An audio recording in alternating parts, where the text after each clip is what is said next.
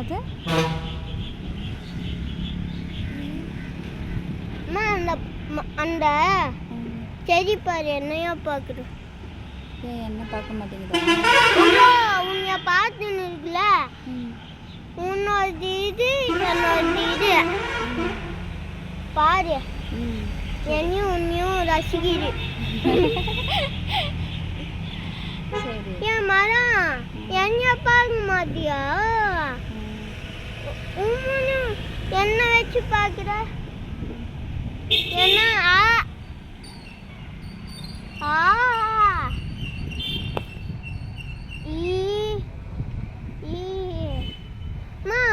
மரம்லாம் சொல்றது.